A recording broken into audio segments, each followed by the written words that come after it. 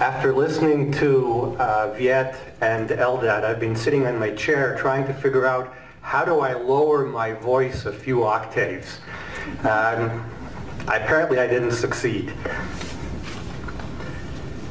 Okay, so I'm going to talk about the foreign worker program. It's an issue that's been in the press and in the media for the last 12 months. We've all been bombarded with it. And before I start, I just want to take a moment for some political pontification. Many in corporate Canada, certainly in the immigration bar, are of the opinion that this whole issue is grossly blown out of proportion, and the government is using it for political reasons. In a year leading up to an election year, it makes for good headlines for the government to tout itself as beating down on all these employers who are using foreign workers to displace Canadian workers. I was recently, I spoke on a panel together with the CEO of CERC. Perhaps many of you are members of CERC, the Canadian Employee Relocation Council, and his comment was, the reason this is happening is because corporations don't vote, but people vote. And again, it makes good political sense for the government to be doing what it's doing at this particular time. And you'll see throughout my presentation where this theme rises again and again. So in light of that, and in light of Eldad's wanting to start on a lighter vein, I thought I would just start with this. Expresses my feeling, and perhaps many companies feel the same way. Of course, you see the fellow in the middle is the Minister Jason Kenney, in case you couldn't figure out the caricature. And of course, there's Stephen Harper at the bottom. Scope of my presentation, very briefly, I'll outline current issues with foreign workers. I will tell you the current state of the law with the foreign worker program and try to leave you with some best practices on compliance and what the future may hold for the program as we get closer to the election. So where did this all start? How did it start? It started in April 2013. You might remember one of Canada's largest banks, which shall remain nameless here this morning, was allegedly brought in, well, not allegedly, the reality is they brought in Indian foreign workers, and one of the employees of the bank went public with the fact that he in particular, together with many of his colleagues, was asked to train these foreign workers basically to displace themselves. And this introduced two new words into our vocabulary, offshoring and outsourcing. Basically, the bank brought in these foreign workers, they were IT workers, to take certain processes that the bank was doing here in Canada, which were relatively expensive, and offshore them to India at significant cost saving to the bank, but at the same time would result in some job loss here in Canada. So we've got two bookends in April of 2013, and then in April of 2014 we have another one of Canada's largest fast food franchises. Again, for the time being, will remain nameless, but you'll see their name actually come up. I think the icon I picked at the bottom might give you a little hint of who we're talking about. Again, an employee of the company, actually he wasn't an employee, he wanted to be an employee. He had filed resumes with numerous franchises of this company in Vancouver area requesting employment, and he was turned down, and he alleged that the company was favoring foreign workers over Canadian workers. And of course the press jumped on the opportunity and you're all aware, because this is still fresh in our minds from last month. So how did the government respond to all of this? What did they do? First of all, there was a re-emphasis of the Canadians First recruitment policy. And just as it says, the government went on and on again that employers are required to first hire Canadians, and only if they can't find Canadians or permanent residents of Canada may they then reach out into the foreign worker community. The government also emphasized the need to balance the genuine business needs of Canadian employers and, on the other hand, the overall need to protect the Canadian labor market. As a result, reforms to the temporary foreign worker program reflect the government's changing policy toward the appropriate use of the program. And in the next slide, I'll show you a progression of stricter controls over the past 12 months. Before I turn to the next slide, though, I just want to make sure you understand what we're talking about.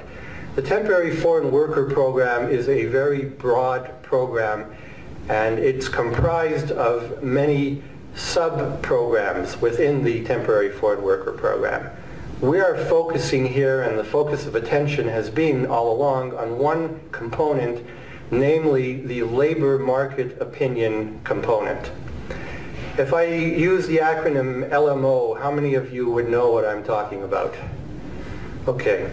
So, in essence, a labor market opinion is an opinion issued by Employment and Social Development Canada to Citizenship and Immigration Canada, confirming that the employer engaged in a thorough search of the marketplace, the labor market, and was unable to identify a Canadian to do the work.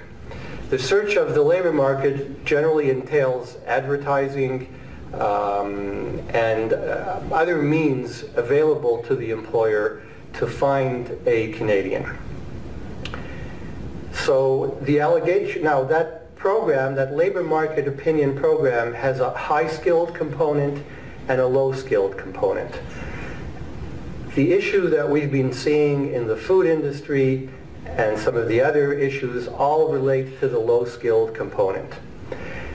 Untouched by this criticism is the high-skilled component and the whole other broad range of subcomponents of the Temporary Foreign Worker Program, such as intra-company transferees, other types of workers that don't require a labor market opinion. Okay, let's take a look at a timeline of reforms over the last 12 months. I tried to do the colors here to make a point. I started out with blue, perhaps to reflect a certain sadness, the blue feeling when this all started out. Then I moved on to green, and then amber yellow, oh, hang on, and then a red light suddenly flashed a few weeks ago, and we'll go through this right away.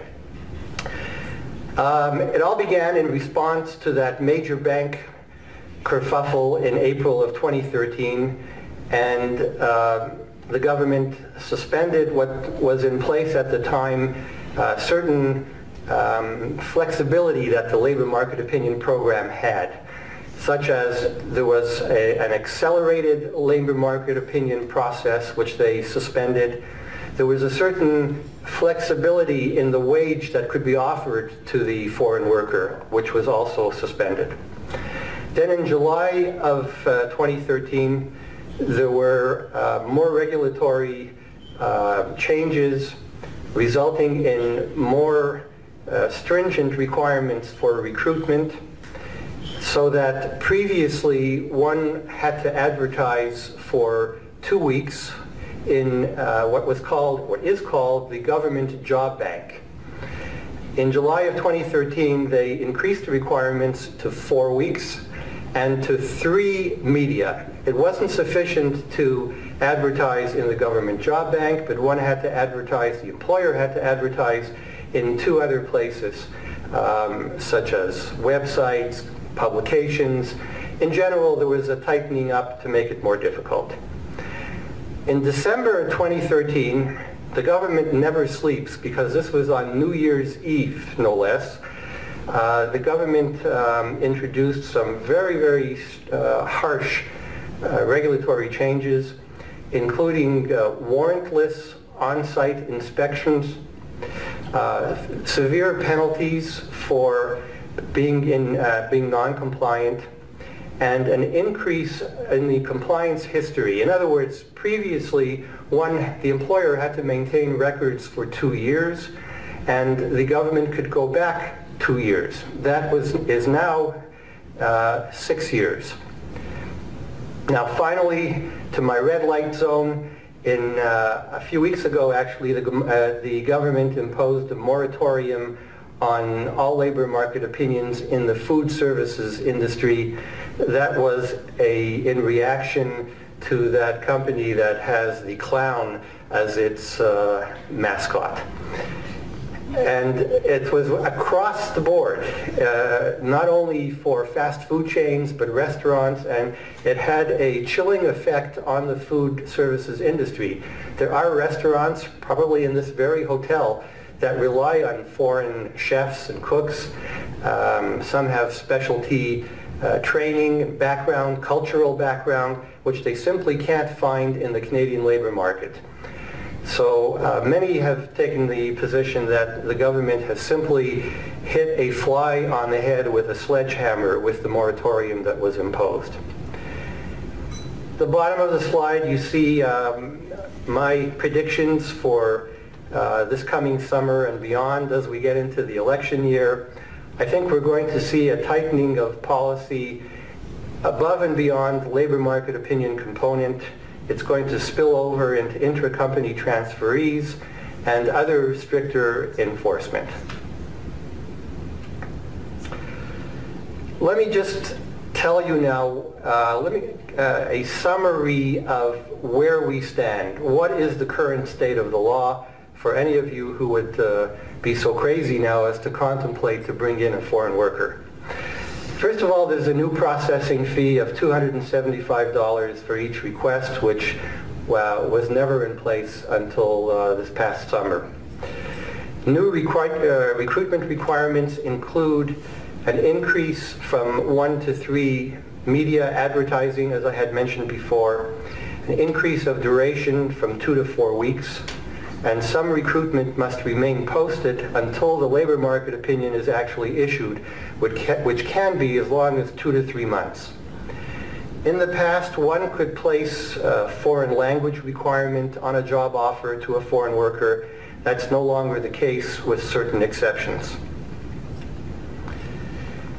A new requirement is that the employer must develop a plan to transition to a Canadian workforce. In other words, a forward-looking commitment.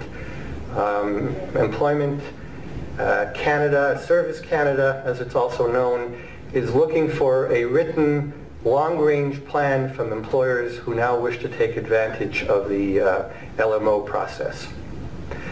Another new reality that we have to live with is that we're living in the era of compliance and enforcement, and the government has created what they call, I have in quotes here, integrity officers and employer compliance reviews. Has any of you been the subject of an ECR, an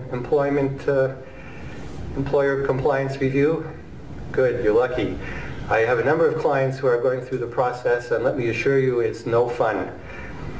The employer has to demonstrate, as I mentioned previously, compliance with the terms of the labor market opinion request for a period of 6 years, and the compliance is in relation to what the government calls substantially the same with respect to occupation, wages, and working conditions.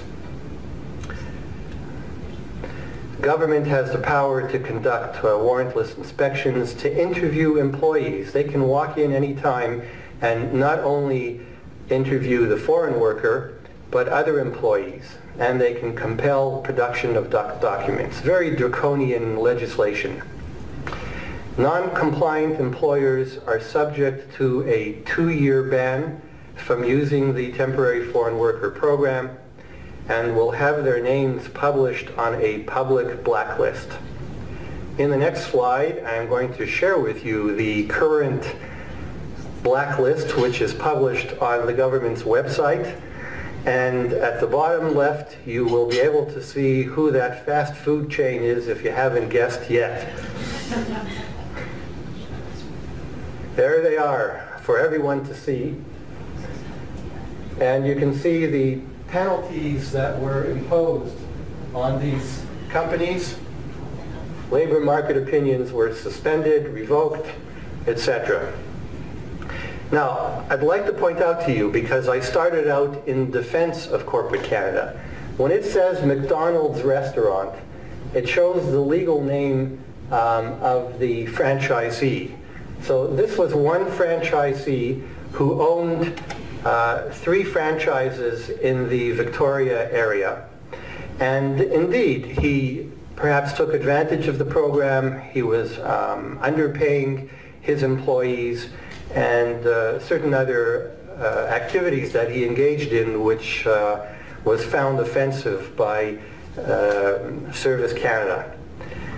So, but to have branded McDonald's, the head company, the franchisor, as being in violation of Canada's immigration legislation, again, is a very draconian measure. I, for one, certainly don't deny that there may be certain employers out there who are taking advantage of the program, and indeed corrective measures need to be taken against these employers.